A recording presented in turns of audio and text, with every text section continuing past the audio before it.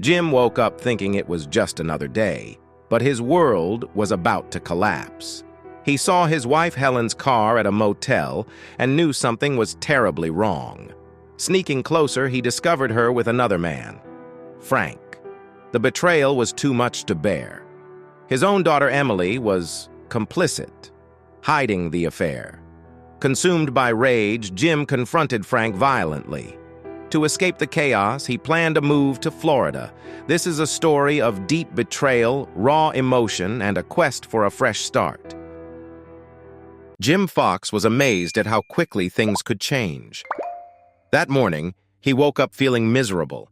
He'd had a rough night, worrying about how to tell his daughter, Emily, that he saw her boyfriend kissing one of her friends at the mall.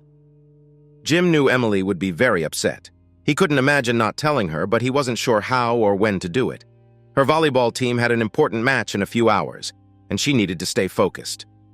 Jim decided to tell her the bad news after the match. On the way home, he thought about his meeting with his boss earlier that day. He'd been called into the office and met an older man named Ralph Jenkins. Jim didn't know why he was there, so he shook Ralph's hand and waited. "Jim, we just bought a precision buffer company in Daytona Beach," his boss said. "You just met the previous owner, Ralph. We want you to lead the maintenance staff there starting at the beginning of the year. You've been looking for a chance to advance, and we just promoted you. You'll work with Ralph from Thanksgiving until the end of the year to get up to speed. You know our equipment well, so this will be easy for you. There's just one thing. Are you ready to move to Daytona Beach?" His boss continued.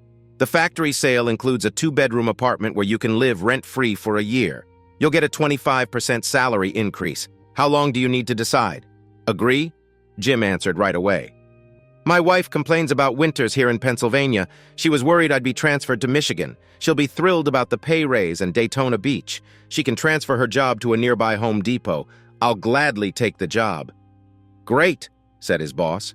"Why don't you take my company car, drive Ralph to the airport, and take the rest of the day off?" Jim chuckled as he dropped Ralph off at the airport. Everything suddenly looked better. Emily could move to Daytona for her last semester of high school and forget about her boyfriend. In the end, everything worked out. But then, Jim remembered his wife, Helen, drove a red Camry like millions of others, except that a young driver hit her car while she was parked at work last week. He damaged the front badly. Most of the plastic fell off, and some bent metal remained, leaving the radiator visible. As Jim drove by, he noticed a red Camry with a visible radiator parked in front of the Best Western Motel. A few blocks from the airport, Jim's heart pounded. He parked next to the Camry and thought about the situation. He wasn't violent, but if Helen didn't have a good reason for being at the motel, she was in trouble. Calming down, Jim remembered he was in a company car Helen had never seen. The windows were darkly tinted. He decided to wait and see who was with her. After a few minutes, he realized just sitting there wasn't enough. He came up with a simple plan. Helen's spare tire was still in the garage where he left it after fixing it a few days ago. If she got a flat tire, she'd call him. Jim sneaked out of the car, cut the valve stem on the spare tire mounted on the left rear of Helen's car, and returned to his seat. The tire went flat. He slouched in his seat and waited. Half an hour later, he heard a curse near his window. "Damn it! What should I do now?" Helen said. "No problem, sexy lady. After lunch like that, I'll be happy to help you," came a man's voice, making Jim's heart sink. "I don't have a spare tire. My husband didn't put it back in the car after he fixed it. It's in the garage at home," Helen complained. "What a worthless idiot. I always make sure my wife's car is in good condition. I don't want her stuck somewhere with the kids. Now I regret not going myself. What do we do?" "Let's go back to our room and warm up while you call," Helen suggested. The couple headed back to the motel. Jim waited for Helen to call him to bring the spare tire to the motel, but his phone didn't ring. 20 minutes later, a familiar Honda Civic pulled into the parking lot and parked nearby. Jim thought things couldn't get worse, but he was wrong. His daughter Emily was there to help her mom. Emily knocked on the motel door and waited a minute before it opened. Jim couldn't hear what Emily said, but he saw her go to her car and open the trunk. She took out the wheel and put it on the sidewalk as Helen and her boyfriend approached. "Frank, get this for Emily. She has to play tonight and can't be hurt or tired before the match," Helen said, worried. Thanks, Mom. If you were thinking about me, you could have been ready when I arrived. I need to hurry to school and prepare for the match.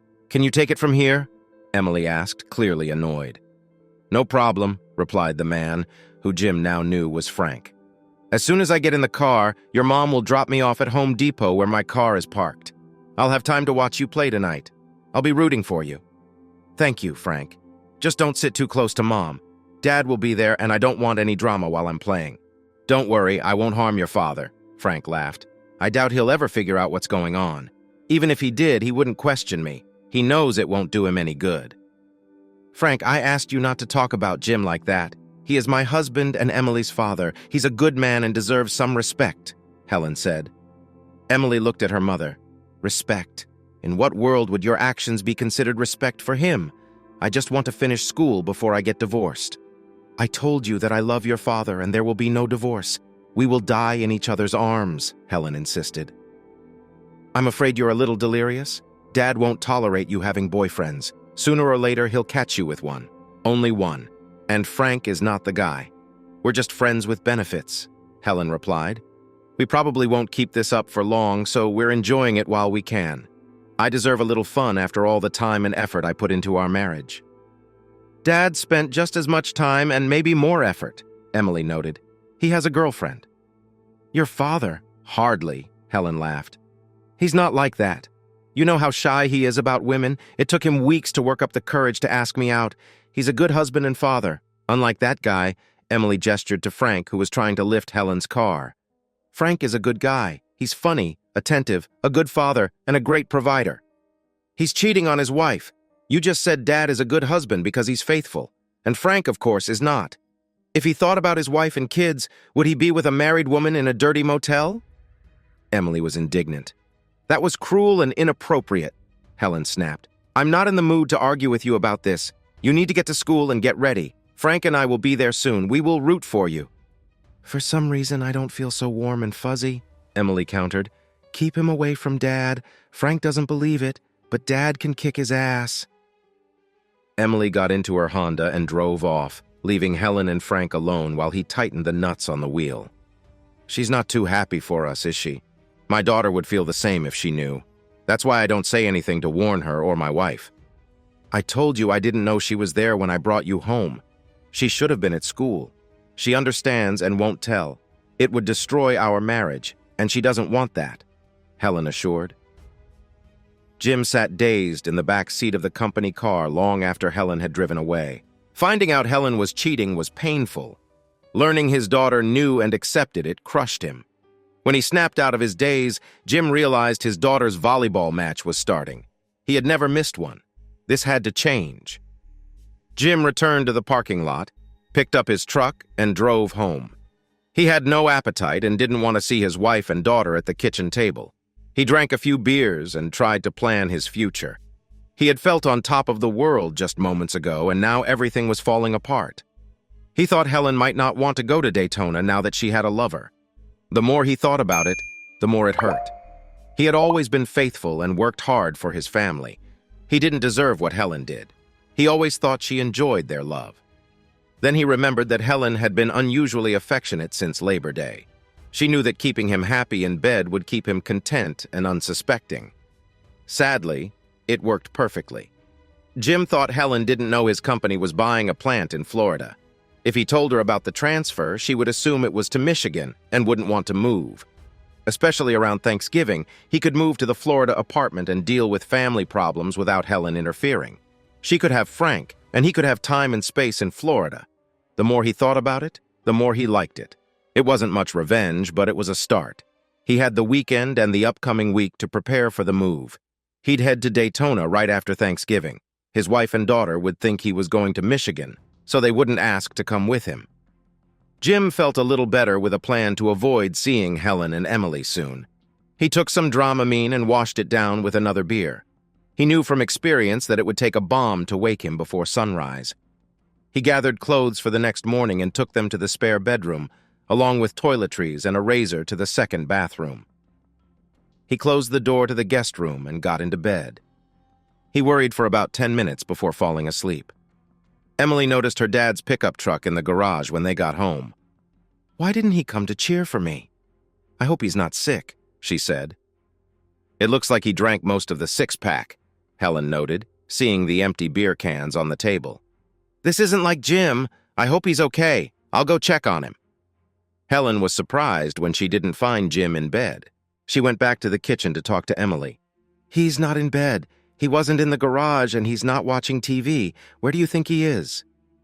There are only a few options, Emily answered. We can look in the basement and the laundry room, though I doubt Dad knows where those are. Then there's my room and the guest bedroom. Finally, they found Jim sleeping in the guest room. They tried to wake him, but he kept sleeping, holding his pillow tightly. I think he's drunk, Emily suggested. I've never seen him drink too much before, but he sure seems like it. I wonder why he missed my match and why he drank. Let's ask him in the morning, Helen replied, closing the bedroom door. He may not be feeling well. Sometimes he sleeps here to avoid giving me any bug he has. He'll feel terrible in the morning, so don't make him feel worse about missing your match. Frank thinks you play very well. He thinks you can get a scholarship. Why is it so hard for you to understand that I don't care what Frank thinks? Emily asked irritably. He's a cheating jerk. If I never see him again, it'll be too soon. You shouldn't think like that, Helen protested. Why can't you just be happy for me? I like him. He makes me feel young and desirable. I worry about Dad. When he finds out about Frank, it will break his heart.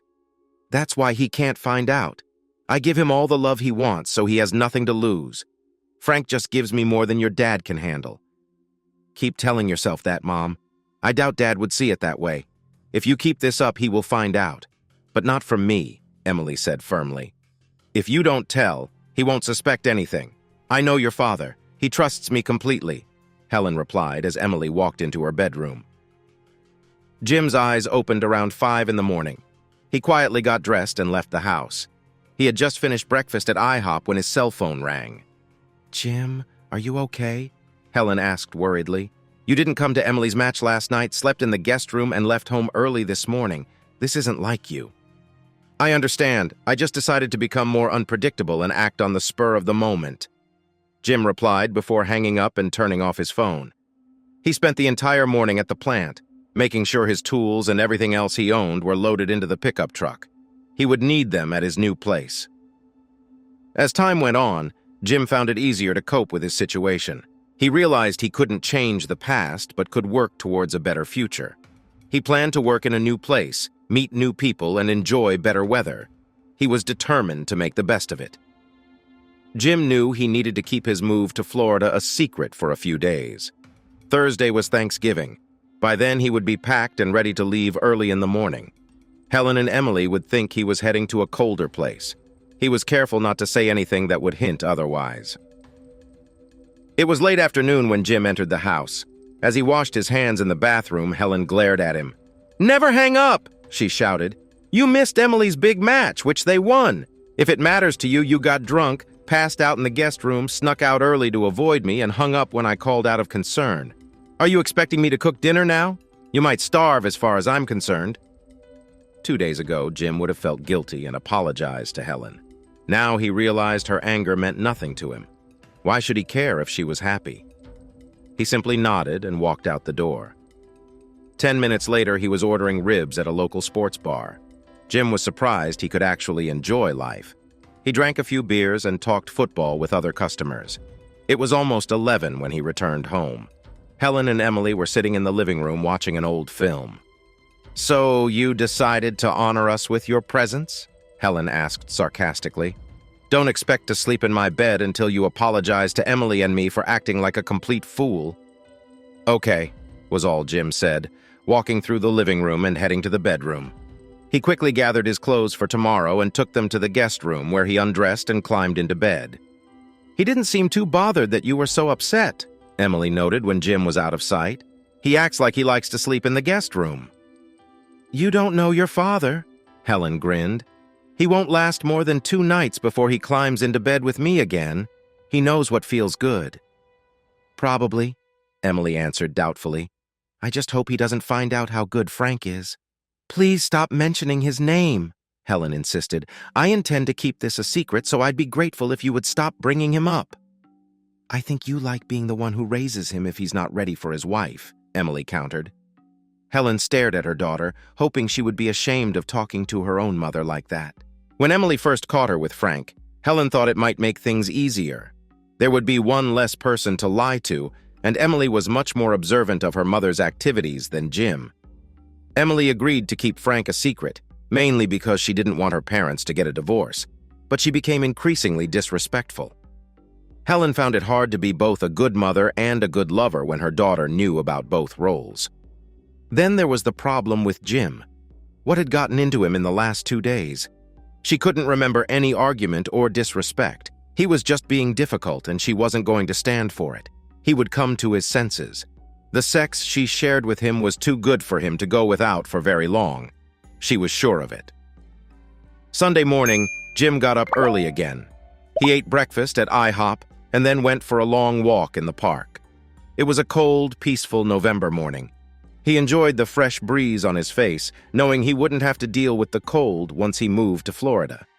He returned home shortly before noon with a 6-pack of beer. He turned on the TV, opened a beer, and started watching the pre-game shows, waiting for the Eagles game to start. Helen decided to ignore him for the first hour, but then she stomped into the garage and drove away. Helen got home at 6:30, and the second game ended a little after 7. Noticing there was no sign of dinner, Jim turned off the TV and left the house. 20 minutes later, he was back at the sports bar, eating ribs and watching football. The Eagles had defeated the Giants, and he found himself smiling most of the evening. They played the Cowboys on Thanksgiving Day, and Jim couldn't wait for them to win. "Dad's been acting a little strange lately, don't you think?" Emily asked as she and her mother sat in the living room. "He usually watches the game at home on Sundays. Did you guys have a fight?" "We barely talked," her mother answered. "I told him he had to apologize for missing your match and drinking too much before he was allowed back in my bed. I told him I wouldn't cook anything for him until his attitude improved. He'll miss my cooking and my love. He'll apologize soon." Emily and Helen were watching a film when Jim returned home. By halftime, the football game had become quite one-sided, so he left the bar. He walked past his wife and daughter into the spare bedroom, closing the door. Jim pulled off his clothes and slid under the sheets. The next few days were tense for Helen. Jim remained silent, showing no intention of apologizing. She had never seen him behave so defiantly towards her, and it made her uneasy. To top it all off, when she met Frank on Tuesday afternoon, she got another flat tire at the motel. She decided the 2 flat tires were no coincidence and vowed never to use the motel again. Luckily, she got the spare tire fixed on Monday, and Frank changed it for her. Jim spent Monday packing the clothes he wanted to take on Tuesday morning. He gathered all his personal belongings and tools and packed them into the truck. He moved the remaining clothes into the closet so it still looked full. Jim wondered if Helen would notice he didn't bring any cold-weather clothes. On both Monday and Tuesday afternoons, Jim drove to Home Depot and waited for his wife to leave. On Monday, she left at her usual time and went to a nearby grocery store to do some shopping. He followed her until he was sure she was on her way home, then pulled into the parking lot of his favorite bar for dinner and the Monday night football game. "Dad won't come home today?" Emily asked, sitting down at the table next to her mother. "Who knows? He's not talking to me and he's still sleeping in the guest room," Helen replied. "I don't know what's come over him." "Is it possible he found out about you?" Emily asked.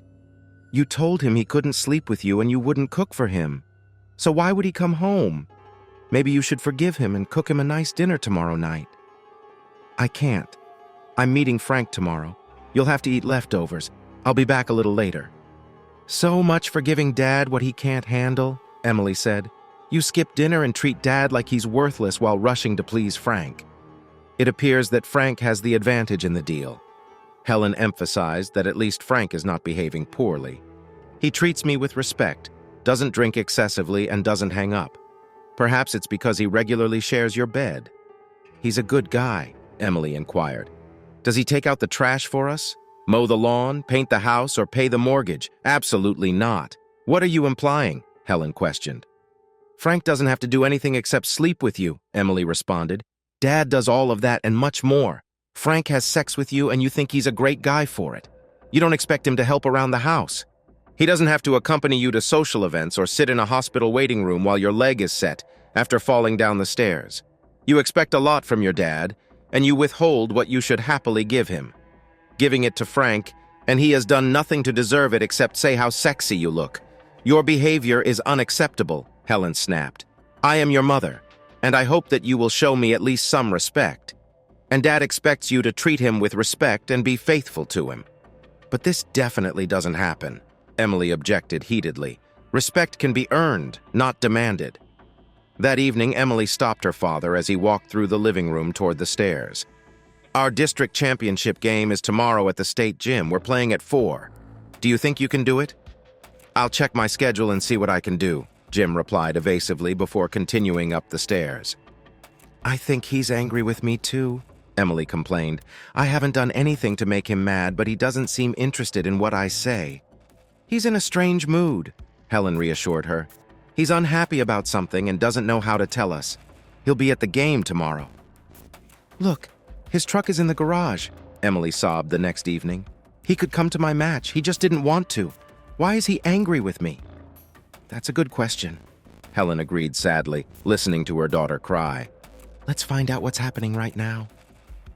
Once again, they found an empty six-pack on the kitchen counter, and Jim was nowhere to be seen. It's only 8 o'clock. He can't be in bed already, Helen said worriedly. Again, they couldn't wake Jim from his deep sleep in the guest room. Defeated, they returned to the living room. Tomorrow is Thanksgiving. Will you let Daddy eat with us? Emily asked. Of course.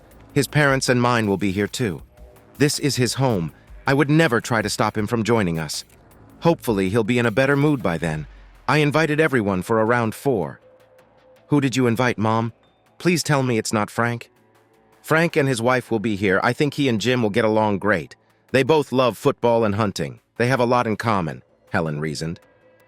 The problem is one of the things they have in common is you, Emily noted. Husbands usually don't like to share this with their friends. You're showing signs of guilt and subconsciously want to get caught. This is a bad idea. I just think they'll get along great. Jim needs more friends. Frank will do him good. You've lost your mind. There's no way those two in the same room could be good, Emily insisted. We'll see, Helen replied. I think a surprise awaits you. Jim got up early on Thanksgiving morning. He drove to a small diner that was open until noon and had a quiet breakfast. He returned home at 9, greeted by the smells of turkey, potatoes, gravy, pie, and other foods being cooked. We'll sit down at noon, Helen said. Our parents will be here shortly. Would you like something to drink? Jim shook his head, walked into the living room, sat down, and turned on the TV. He knew Helen was trying to offer an olive branch, but he was no longer interested. He greeted her parents warmly when they arrived. They were kind people and always treated Jim well. A few minutes later, his parents arrived. I have an announcement to make, Jim said as the family passed food around the table. I am being transferred to another plant. I'm leaving tomorrow morning. The task will last at least until spring and maybe longer. Helen was stunned. Why hadn't he mentioned this earlier? She could never leave so quickly. And if so, would she agree to move to Michigan? Maybe that's why Jim had been acting so strangely for the past week. He knew Helen would never agree to quit her job and move to a freezing place. This is so unexpected, Helen's mother remarked. Helen never mentioned this. Will she come with you or will you wait to see how serious it is? I'll go alone, Jim answered. It would be unfair to ask Emily to change schools and Helen to quit her job. I'll just have to manage alone for a few months. Both sets of grandparents began discussing the cold Michigan weather, while Helen and Emily exchanged glances. They both thought the same thing. Jim is upset about leaving his family and heading to the icy wasteland. No wonder he was in a bad mood. After dinner, Jim, his father, and Helen's father sat in front of the TV to watch the second half of the Eagles game. The Cowboys had a 17-0 lead at halftime, and things only got worse. All three were disgusted by their favorite team's lack of effort. They were watching the pre-game show of the second game when the doorbell rang. Jim didn't pay much attention until Helen cleared her throat in the hallway. Hey, everyone. I'd like to introduce you to some friends. This is Nancy and her husband, Frank. She then named each person in the room. Jim was last. When Frank approached him, Jim was already on his feet. Frank grinned like a Cheshire cat, wearing a Dallas Cowboys sweater with Romo in big letters on the back. His smile grew wider as he walked up to Jim and extended his hand. "Hello, Jimmy. I've heard a lot about you." Jim tried to keep his cool, but this was too much. Frank showed as much disrespect as he could, especially since he was at Jim's house. He laughed at Jim, at his favorite football team, but mostly at his inability to keep his wife.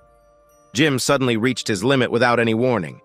He kicked Frank between the legs hard enough to knock him off his feet. As Frank leaned down to grab his groin, Jim's knee met Frank's face with a sickening sound. Frank fell to the floor in the classic fetal position, blood gushing from his broken nose. For several seconds, no one moved. Then Nancy screamed and fell next to her husband. Helen rushed to the bathroom and vomited into the toilet while Emily gathered ice and a washcloth. She handed it to Nancy, who gently pressed it to Frank's face. Jim, like everyone else, was stunned by his actions. Not knowing what else to do and feeling the disapproval of the others, he grabbed his coat and walked out the door. Jim didn't stop for the night until he got off Highway 81 and drove for a while on Highway 77 in Virginia. He rented a room in Healesville and fell asleep within minutes. When he woke up in the morning, he turned on his phone again. The mailbox was full, which didn't surprise him. He listened to several messages before deciding to delete them all. His mother, Helen, and Emily had all called, demanding to know where he was and what he thought he was doing.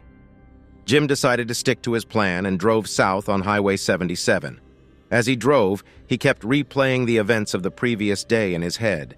That idiot Frank asked for it. But what will the consequences be? Would the highway patrol stop him and arrest him?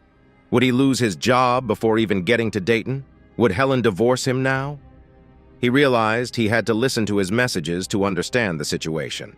He decided to leave the phone on but not answer calls. He would check the messages after the caller gave up. Less than half an hour had passed when his cell phone rang. He checked the ID and saw that it was Helen. He waited a couple of minutes and then checked his messages. "Jim, please call me. I know the transfer has upset you greatly, but you need to pull yourself together. Frank will be fine, but he needs surgery on his nose. He won't press charges. Please call me." Jim drove all morning and afternoon. He arrived at the apartment at 5 in the evening. As promised, there was a safe attached to the outside faucet. He had been given the code by email a few days ago. He opened the box, removed the front door key, and entered. It was already well after 7 when he unpacked his clothes and personal belongings. He parked the truck in the garage, made his bed, and went to sleep. Since it was Friday evening, he had 2 days off before starting work. During the move, he noticed a few minor problems with the apartment, so he decided Saturday would be a good time to fix them. Jim began to worry that Helen would call him at work, find out about the new plant, and decide to join him. This was the last thing he wanted, so he decided to call her on Saturday morning. "Hello, Helen. It's Jim. Where the hell are you? We called you all night. Your phone was off. What is wrong with you? Frank has a broken nose and a minor concussion, all because he's rooting for another football team. Are you crazy?" Jim pressed the end button, turned off his phone, and began making a list of things he would need at the local store. An hour later, he returned to the apartment with a lock for the front door, an air conditioning filter, various cleaning supplies, and a 30-pack of beer. At noon, he called Emily on her cell phone. "Hey, Dad, I'm glad you called. All hell broke loose here after you decked Frank. The ambulance arrived and took him to the hospital. Both sets of grandparents were worried that you were going crazy. Mom was afraid they would sue us. I had to wipe the blood off the floor while Mom took Nancy to the hospital. I think she apologized to him 100 times. Besides that, did anything interesting happen?" asked Jim. "No, it was pretty quiet." "Oh, there's one more thing," Emily added. "Mom is furious that you hung up on her again. She was just warming up when you passed out." "Yes, I could tell," Jim replied. "That's why I called you this time. I got a new job and will start on Monday morning, in case someone asks where I am, for example, the police." "Don't worry about it," Emily grinned. "Frank isn't pressing charges, although I think his wife wanted him to. The cops won't look for you. So why the secrecy about your transfer? Is that why you've been acting differently lately?" "The day I found out about the transfer was significant for me," Jim said thoughtfully. "I started thinking about where I was in my life and where I needed to be. One conclusion is that no one will respect me if I don't respect myself. I've lost my way over the years, but I'm getting back on track. Are you okay, Dad? Is everything okay with your health?" Do you have any problems we should know about? Emily asked worriedly. Not really. You and your mother know about my problems, I'm sure of it, Jim replied sadly. Just tell your mother that I'm settled and not to worry about me if that's possible. Okay, Dad. I'll call you from time to time. Will you take my calls? Emily asked. Jim found it hard to contain his anger at his daughter. He loved her unconditionally, but her disrespect was tough to accept. He knew he didn't want to cut her out of his life completely. He had already mellowed a bit from his initial anger when he found out that his wife and daughter had deceived him. If you don't call while I'm working, I'll answer your calls, Jim said after a moment of hesitation. What about Mom? Can she call you? Emily insisted. Will you answer her calls? If she wants to call me to tell me what an idiot I am, she should save herself the trouble, Jim objected. If there's a problem with the house or family that I need to know about, she should call. Isn't that fair? Yes, that's fair, Emily agreed. I'll let her know. Good luck with your new job. And stay warm. Is it really cold there now? Actually, it's better than I hoped, Jim replied. I'll do just fine here, so don't worry about the weather. Goodbye, ma'am. As soon as Emily placed the phone in her lap, Helen began asking questions. What did he say? Did he apologize? Is he afraid to return home? What did he say about me? He doesn't seem to be afraid of anything. He said no one would respect him if he didn't respect himself. That's why he stood up to Frank and why he keeps hanging up. If you want to talk to him, you'll need to be more respectful and considerate. Emily concluded respectfully. He's the one who beat up a guest in our house just because he was wearing the wrong t-shirt. He's the one who always hangs up. I'll tell him everything the next time I talk to him, Helen promised. That's exactly what he was talking about. He won't listen to this. He'll just hang up. Frank is the only one who will get anything from you, unless you find another boyfriend or two, Emily said. Why do you persist in making such rude, derogatory remarks? Helen asked. Mostly because you are being rude, demeaning, and extremely disrespectful, Emily retorted. Frank grinned at Dad like crazy. I know it wasn't just the Cowboys beating the Eagles. He laughed at Dad because he had sex with his wife. This is enough to make any normal person go crazy. But Jim doesn't know anything about Frank and me, so he couldn't sense that Frank was trying to hint at it, Helen objected. Well, he knew for sure that Frank was acting like a complete moron, and he put him in his place. When you come to a person's house, you should not mock or disrespect him. Any man would be angry, even if he didn't know his wife was this guy's mistress.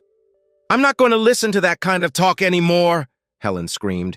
You live under my roof, and you will give me the respect I deserve, whether you think I deserve it or not. Jim was relaxing by the pool on Wednesday evening when his phone rang. He glanced at it, saw it was Helen, and let it go to voicemail. A few minutes later, he checked the message.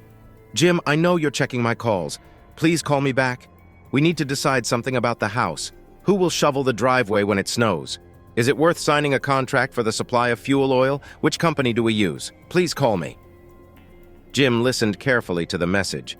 He didn't notice any anger, so he decided to call Helen back. She had several important questions. He didn't want her and Emily to have any safety or health problems. Thank you for calling, Jim, Helen replied calmly. I'm worried about the things you usually do in the house. Now that the snow season has arrived, could you tell me what I need to do? I'll sit down, make a detailed list, and send it to you by email, Jim promised. I should have thought about it. You're coming home for Christmas, aren't you? Helen asked. Mom and Dad invited us to their place for Christmas dinner. Your parents want to see us on Christmas Eve. They always ask if I talk to you. It's quite awkward when I tell them no. They say you don't answer their calls either. I don't know what my schedule will be. I'll be home if I can. You can tell them that. You can also explain that I will start answering their calls when they start talking to me in a polite manner. Every message I receive, even from my own mother, is threatening and offensive. I don't need this, Jim insisted. Okay, I'll tell them. Although I doubt it will do much good, Helen replied. They weren't too happy about how you treated Frank or the way you disappeared afterward, Helen answered cautiously. So there's no reason for me to come for Christmas, is there? I won't let your parents or mine treat me like the bad guy. If they want me there to enjoy my company, that's one thing. If they just want to criticize me, I'm not interested, Jim said. You can still come home, Helen sobbed, surprising Jim. Emily and I will be glad to see you and won't make any stupid comments if we can help it. Don't you miss making love to me? Jim had no desire to have sex with Helen. Hearing her with Frank had killed those feelings. He thought about how best to respond. He might have been stretching the truth since he hadn't slept with Helen since he found out about Frank. I always liked making love. Every time we did, it was special to me, Jim replied, though he left out that it was only because he didn't know he was getting Frank's leftovers. Me too, Helen sobbed again. You are the best lover in the world, and I really miss you in my bed. Please come home for Christmas. Let's see if you can spend Christmas week with us. I have to take care of things here. They usually don't give people that week off last minute because so many requested in advance. I'll let you know, Jim promised. I will email you a list of all the people you need to contact to prepare for the snow season. Helen hung up with a smile. Is he the best lover in the world? Emily repeated. It would be better for Frank not to hear this. He seems to think he's at the top of your list. His wife's list? And who knows who else's list? Helen snapped. I asked you to show some restraint when talking about Frank. Your father is actually better than Frank, so it wasn't a lie. Frank is more entertaining, but not better. I'm sure Dad will cling to this little piece of good news when you explain it to him, Emily noted. That way he will be as proud as a peacock. His wife says he is better than her other lovers. That's the kind of recommendation a husband can boast about. Helen left the room in tears. Jim enjoyed his new life. He spent time in the pool every day getting more tanned and relaxed. He easily understood the plant's equipment and felt confident he could ensure smooth operation. The only surprise was the number of widows, divorcees, and single women in his condominium. Everyone seemed to enjoy his company. Once they found out he could handle tools, he was constantly in demand. This didn't bother him because the ladies always baked something for him to take home, gave him a home-cooked meal, or left a bottle of wine or a six-pack of beer at his door. It was a few days before Christmas, and Helen was pressuring Jim to come home for the holidays. Jim had just finished fixing Mrs. Stratford's closet door when he turned around and saw her standing naked by the bed. I would like to repay you for your kindness, Jim, the middle-aged widow smiled. I don't have a lot of extra money, but I have a lot of pent-up desires and needs. Will you make love to me? Jim was torn. He had never cheated on his wife. In fact, he had only been with one woman in his life. Susan Struthers had large, perky breasts and gorgeous legs. She was very desirable, and not just for her age. Susan, I need to work out some things in my marriage. I'll have a better idea of where I'll be after Christmas. I have never cheated on my wife, but she may no longer be my wife. After the holiday, I will either see if your offer is still valid or make peace with my wife. I must admit that right now the chances of reconciliation are slim. I understand, the widow nodded, throwing her robe over her shoulders. That stupid woman didn't appreciate what a gem she had and cheated on you, didn't she? I'll be here and the offer will still stand after the holidays. You know I'm not the only lady here whose needs aren't being met, right? All the girls like you. You're always a gentleman, kind and helpful. And we all know we can trust you. If you decide the marriage is over, you'll find many ladies ready to console you. Jim called Helen and said he would try to be home on Christmas Eve. He was surprised at how happy she seemed.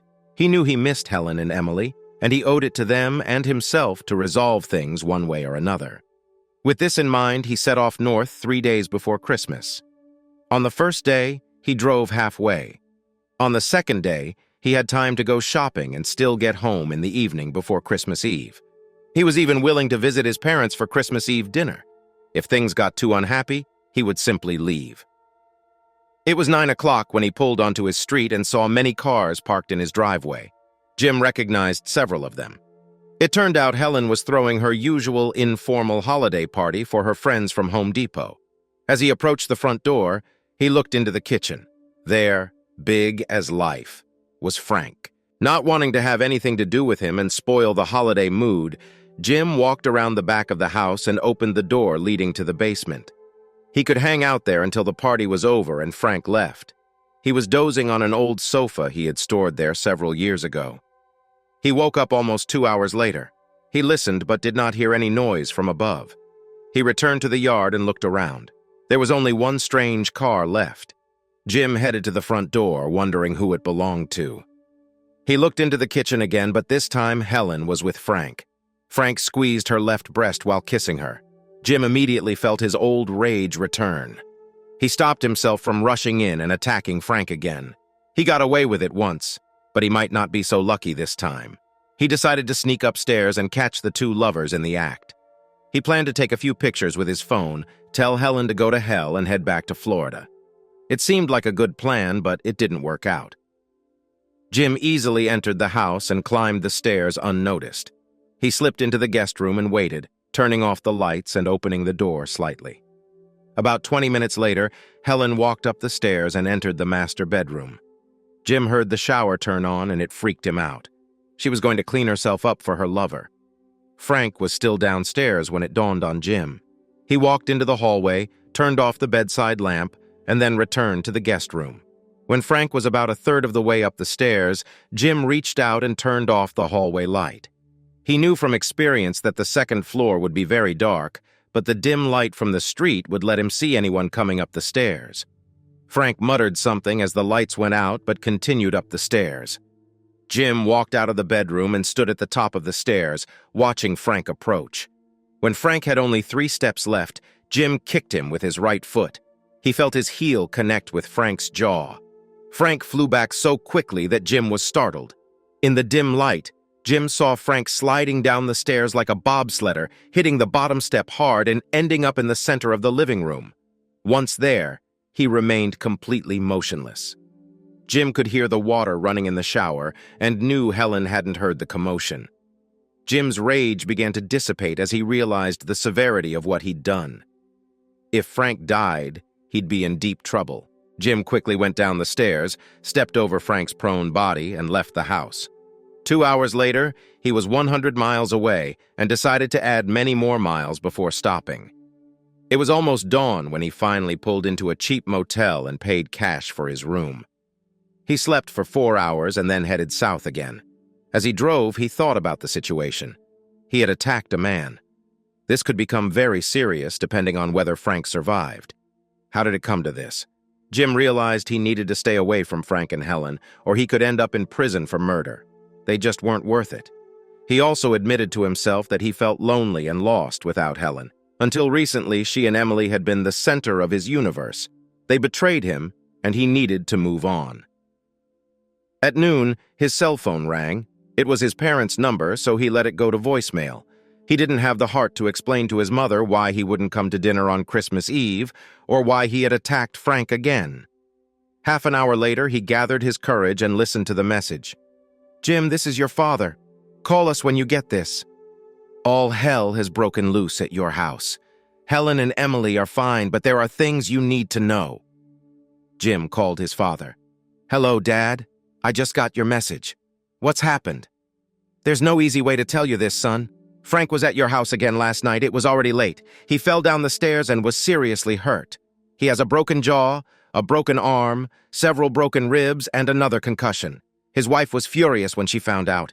She thought he was working late at Home Depot on year-end inventory. She got to your house before the paramedics took him to the hospital. She probably slapped Helen and called her every name in the book. She even tried to throw Frank off the gurney, but was stopped by the police. To say she was upset would be an understatement. This brings us back to Thanksgiving when you threw Frank out. We were upset about what seemed like a brutal attack over a football shirt. Now that we have a clearer picture of what's going on, your mother and I want to apologize. We should have known you wouldn't do something like that without a reason. We're proud of you, son. You showed more restraint than I would have." "Thank you, Dad. How's Emily?" "Was she home the whole time?" Jim asked. "That's another problem. She and I had a serious talk this morning. Yesterday she spent the night with a friend, but today she admitted she knew Helen was cheating with Frank. Emily said she wanted the family to stay together until she finished school and then planned to tell you. We were very disappointed, and I can't imagine how you feel. Your mother told her she betrayed you, just like Helen. There were a lot of tears, but in the end, we all hugged." "Thank you for your support and for helping Emily figure it out," Jim replied. "Son, where are you really? I know you said you were transferred, but now that I know what's been happening, I wonder if you just moved to a motel or got a room in town. Moving to Michigan in December seems drastic. The company transferred me to Daytona Beach. I got a promotion and a big raise, and they provided a small apartment. I'm the maintenance supervisor here, Jim said. Florida? That's great. Would you mind if your mom and I visit you in February? By then, we'll be tired of winter. Anytime, Dad. You're welcome. Please don't tell Helen where I am. I don't want to explain anything to her now. I hear you, Jim. We probably won't talk to her about anything, but you should talk to Emily. She's feeling really down about all this. She thinks you knew about Helen cheating because you were so cold to both of them. Did you know Emily knew about this? I need to go, Dad. We'll discuss all this later when things calm down. Thanks for your understanding and help. I love you both, Jim said, ending the call. He returned to his apartment at dusk on Christmas Eve. It was Jim's first Christmas alone, and he felt depressed. He turned on the TV, opened a beer, and sat on the couch. He was still thinking when the doorbell rang. I saw your light on and came to wish you a Merry Christmas, greeted Susan Struthers. It's not good to be alone on Christmas for either of us. The fact that you're here means you haven't made peace with your wife. That's a reasonable assumption, Jim agreed. Her boyfriend was going to sleep in my bed. I hate crowds, unless, of course, it's a couple of women. What about one woman? I may make you move a little, but I don't think you'll mind, Susan added pointedly. Jim considered her offer for a moment before accepting. I would really like that. I must warn you that I haven't had sex for a long time, and I must not be very good at it. Otherwise, my wife wouldn't go looking elsewhere. I doubt you are the problem. When a man is as gracious, selfless, and kind as you are in everyday life, you can bet he'll be great in the bedroom, Susan replied. Do you have condoms? No, I haven't used them in 20 years, Jim replied, realizing that he still had a lot to learn about dating. Your partners will appreciate that you have them. It's a healthy, mindful thing, Susan said.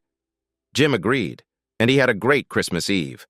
His anger towards Helen and Emily began to fade as he replaced it with happy memories that boosted his self-esteem. He still felt the pain and the void their actions had created in his life, but he was starting to move on. Susan helped him see that life was still worth living. She left his house while it was still dark on Christmas morning to avoid gossip at the condominium, but agreed to meet at the heated pool later on Christmas Day.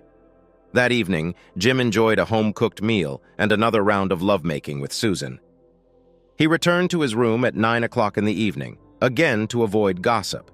There was no doubt that several eyes had seen him enter and leave Susan's apartment. Jim's phone rang a few minutes after he got home. Dad, you didn't come home for Christmas. But I don't blame you. Mom is a mess, and I feel like crap too. I'm so sorry for what we did to you. I knew it was wrong, but I was selfish. I wanted you to stay together until I finished school. It's all water under the bridge, Jim answered. I won't lie. You both caused me a lot of pain. I had no idea your mother was so unhappy with me. It never occurred to me that you would agree and even help her hide this from me. I'm trying to get through this, but it's not easy. This is the strangest thing. Mom is not unhappy with you. She told me that you are a good husband, father, and lover. She just wanted to try something different, and now she really regrets it.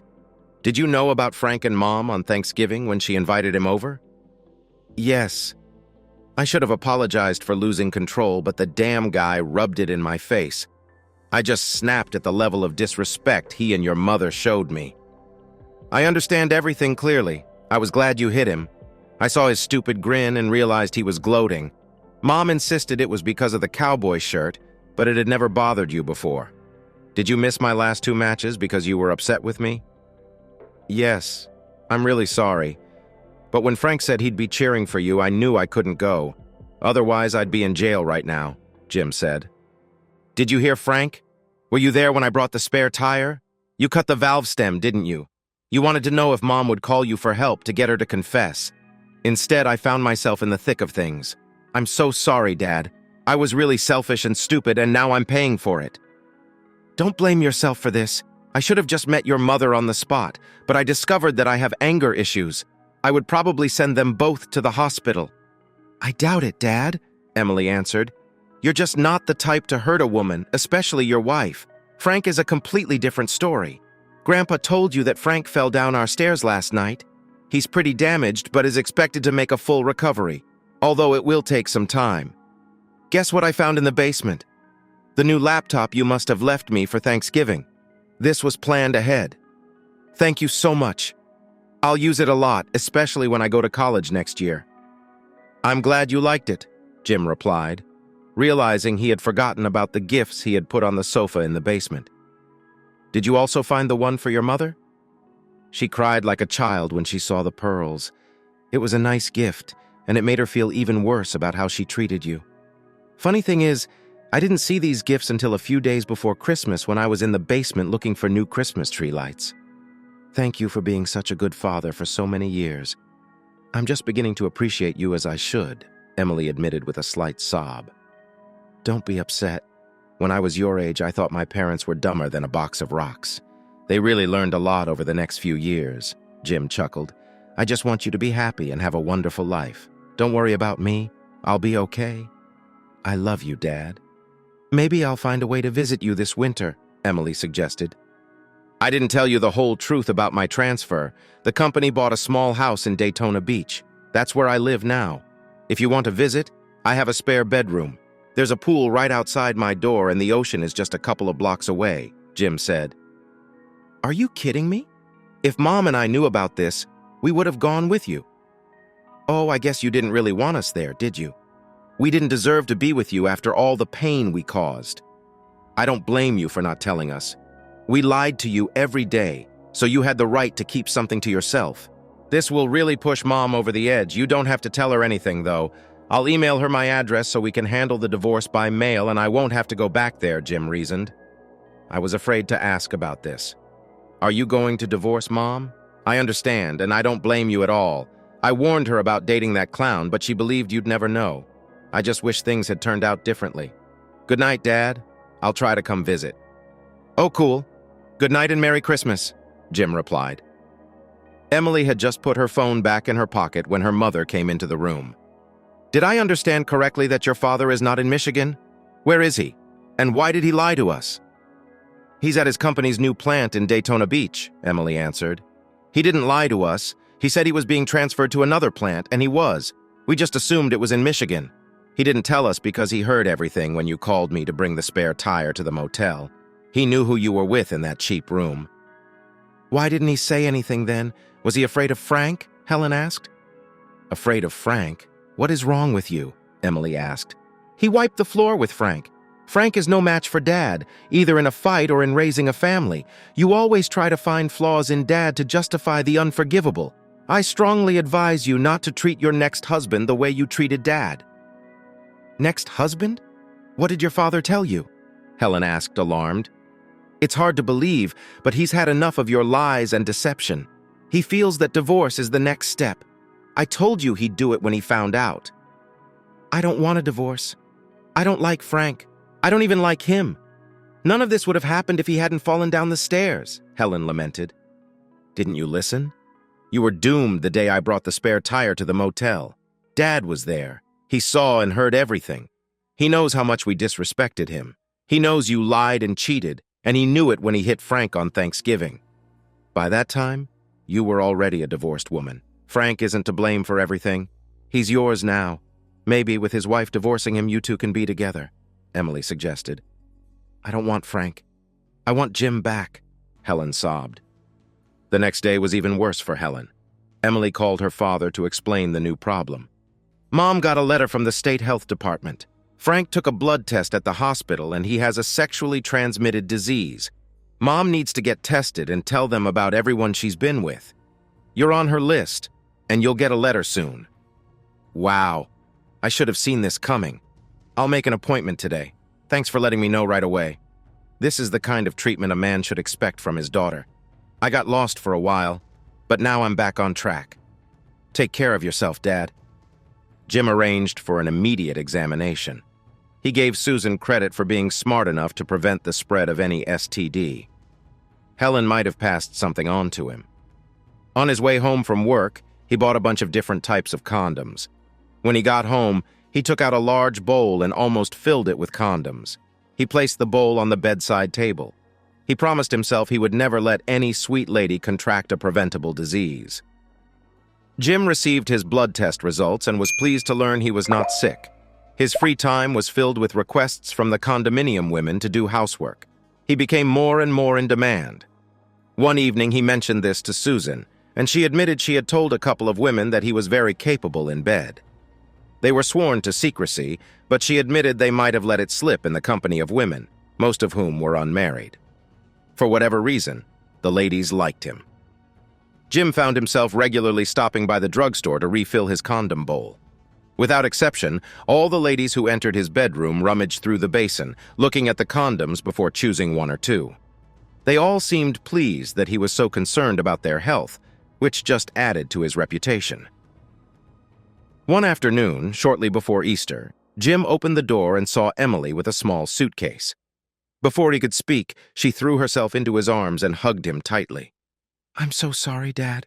Please forgive me and let me stay with you for a few days. But I'll leave if you want." "I'm just surprised to see you at my door. Come on, I'll show you the room," Jim suggested. "You're always welcome here. You look quite grown up." "I told you I finally filled in the right spots," Emily laughed, turning around so Jim could admire her from all angles. "I wear the same bra size as Mom, though now it probably fits me better. Mom is getting pretty thin. I hitched a ride with the Shears. They're going to Orlando, but they were kind enough to drop me off here," Emily said. "I figured you'd let me stay. It's spring break, and I'll only be here for 4 days before they take me back to the snow and cold. This place is really nice. I bet you like living here. It's not as big as our house, but it has everything I need, including a heated pool right outside the door," Jim agreed, watching Emily look around the apartment. "Wow, looks like you're getting everything you need," Emily laughed when she found a bowl of condoms in his bedroom. "Well done, Dad. You deserve a little fun after everything that's happened. I won't bother you. I'll just sit by the pool and soak up the sun while you're at work. What is that orange ball in the sky? I seem to remember seeing it at some point, like on the 4th of July 2 years ago. Tomorrow evening, when I get back from work, we'll go out to dinner. There are a lot of great places to eat here, especially if you like beer, ribs, steak, or seafood," Jim continued. "I'll take you to one of the places where the guys from work hang out so they can see how beautiful my daughter is." The next evening, Jim and Emily sat at a rib joint and had a good time. "Why did you forgive me, Dad? I don't know if I would if I were you. It was terrible of me to help Mom cheat on you. I hate myself for doing that, and I am truly sorry." "I'll give a short answer," Jim replied. "I'm much happier with you here than when you weren't. In this regard, I am selfish. It makes me happier, and that is now one of my life goals." "I'm very glad you think so. I hope you'll always be glad I'm around," Emily said sincerely. "We were always close, and I hated myself when I realized I drove you away. Is there a chance you'll ever forgive Mom? She's not doing well without you. She has lost weight and hardly goes anywhere. When rumors started that Frank had a sexually transmitted disease and his partners needed testing, half the people at the store were scared to death.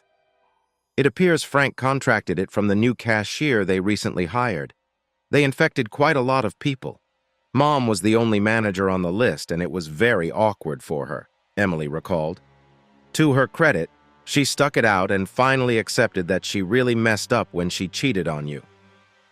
"Emily, your mother and I were partners. Partners must be honest with each other. They must trust each other. I don't trust her anymore," Jim admitted. "I thought so, especially after I met your harem at the pool today. It was awkward having so many women asking me about you. From the way they talked, I could tell that at least 4 of them were sleeping with you. My father, the condominium Casanova," Emily grinned. "Seriously? They all think you're a sensitive, honest, good-looking guy who's pretty good in bed. I don't know about all that. I have a couple of friends who drop by from time to time. I don't think they see me as anything special. It's more like I'm available," Jim suggested modestly. "Mom really messed up," Emily said. "Can I come here as soon as I finish school and find a job for the summer? I'm thinking about going to college nearby. Can I live with you? If it's too far to commute, can I spend weekends and holidays with you? Mom and I just don't get along anymore. Her deception bothered me more than I realized." Jim readily agreed to Emily's request. He was much happier when he spent time with his only child. She was growing into a woman, and it gave him great pleasure to watch her grow up. He talked to her several times a week when she returned from spring break. She insisted that he not come to her graduation but promised to visit Florida the next day. On Sunday afternoon, Jim opened the door to greet Emily and found himself face to face with Helen. He couldn't think or move for what seemed like minutes but was only 10 or 15 seconds. He managed to come to his senses a little. "Come in, Helen. Can I offer you a drink?" Jim asked automatically, trying to understand why she was at his door. "Thank you, Jim. That would be great," Helen replied, following Jim into the kitchen. He poured them both some iced tea and sat down as Helen took a seat on the other side of the table. "I was going to pick up Emily. She told me she will live here with you. I moved my job to Dayton. We need to decide what to do with the house.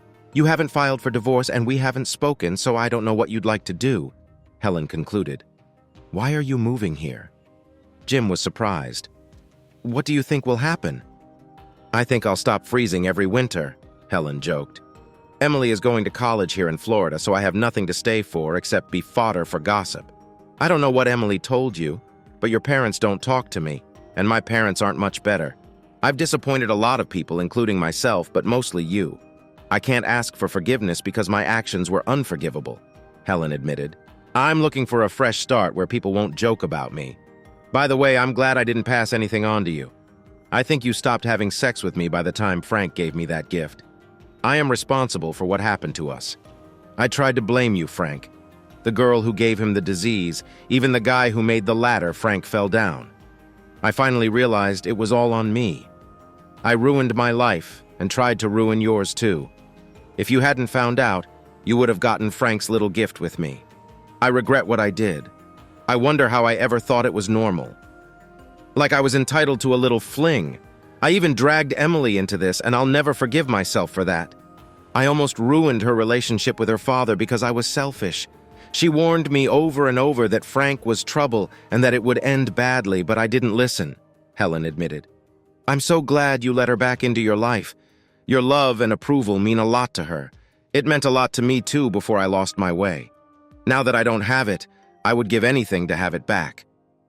I think we need to make a list of things to sell and split the money. I thought you already filed for divorce. Isn't Frank single now?" Jim asked pointedly. "I heard that's true, but I don't care about him if that's what you mean. I'm a fool, but not enough to divorce you for Frank," Helen replied. "I thought you had already divorced me. I've given you many reasons." "I'm happy with what I'm doing here," Jim replied. "You know how much I hate change, and divorce can change a lot. We should discuss this now, shouldn't we?" "I suppose so, if you want. I would like to stay married even though my past actions say otherwise. I know you're too good a man to stay with a wife who lies and cheats. I always knew it, but I told myself you'd never know." "Where will you stay today?" Jim asked. "We have some time. We can discuss the sale of the house and everything else in the next week or two. I'm going to look for a motel when I leave here. I saw something close to Highway 95 near Home Depot. I start working there in a week," Helen said. "Emily went grocery shopping so we could have time to talk, but she'll be back soon and I have to go." "Emily's room has 2 single beds. You can stay there if she doesn't mind," Jim suggested. "Won't this make you uncomfortable?" "I know I'm not your favorite person right now," Helen said. "I'll be fine if Emily doesn't mind. We'll ask her when she comes back," Jim replied. Emily didn't mind her mother sharing a room with her for a while. Over the next few days, the 3 of them began to fall back into their old habits. Jim avoided the pool and the other ladies while Helen was under his roof. He had no desire to hurt her. "There are several women who come to the pool and want to know when I'm leaving," Helen said one evening after Emily had left for a concert. "They always talk about your big bowl of condoms and which ones they prefer. It's pretty funny if you think about it. They did everything except tell me I ruined their sex life. Have you made 4 women happy, Jim? I'm impressed. It's a pity I didn't make an impression on you before meeting Frank." Jim snapped. "I won't apologize for pleasing these ladies. None of them are married and they know I don't make any commitments. I try to give them as much pleasure as I get, and they love it." "How about you have some fun with me?" Helen asked. "There are no conditions to my offer. I feel like I owe you for treating me so well after everything I did," Helen said. "I'm not the same guy you remember," Jim insisted. "I'm more demanding and assertive now. I tell these women what I want, and they seem to enjoy it. I never let them stay more than one night. So be with me for one night. I can handle anything you offer. I will feel better for what I did and will do everything to make you feel much better," Helen promised. Jim thought about her words for a few minutes and made a decision. 10 minutes later, they were lying naked on his bed. "My God," Helen exhaled, trying to catch her breath. "That was incredible. You've learned a few new tricks. Thank you, Jim." Helen was carrying her clothes from Jim's room to Emily's room when she heard Emily's voice. "Guys, you've made enough noise. I'm glad you're done so I can get some sleep." Helen stayed with Emily and Jim for the summer. She slept on the second bed in Emily's room but often visited Jim. She frequently told Jim that he was the only man she would ever have. Jim simply nodded in agreement. After the first night, Jim noticed that Helen was regularly counting the condoms in the bowl. He realized she was trying to give everything she had so that he couldn't entertain the other ladies in the building. Helen didn't like that her shift ended at 10 in the evening and Jim came home at 5 at least twice a week. She would come home to find fresh sheets on his bed and a couple of condoms missing. Since she had to be at work at 2 o'clock, she often spent the morning by the pool. For the most part, the other ladies weren't unkind to her. It was obvious that they all knew her marriage was almost over and that she was the one who had caused the damage by cheating. Every now and then, one of the ladies would make a remark or ask a question that Helen knew was directed at her. "Helen, have you chosen new blue bed linen for Jim's room?" asked Susan Struthers one morning. "It goes well with the curtains and carpet." "Yes, of course," agreed Monica Barron. "It's a beautiful masculine color and Jim is a very masculine guy." "Jim, you don't need these women in your bed," Helen whined that night. "I'll give you as much sex as you want. I'm enough for you, isn't that right?" "Exactly," Jim replied. "I will never have anything to do with any of these women again." "Then why are there 2 fewer condoms in the bowl today? And how does everyone know what color your bedding is?" Helen asked. "I have no idea," Jim answered with a smile. "Thanks for listening to One Infidelity Hit. If you liked what you heard, don't forget to hit that subscribe button and drop us a like.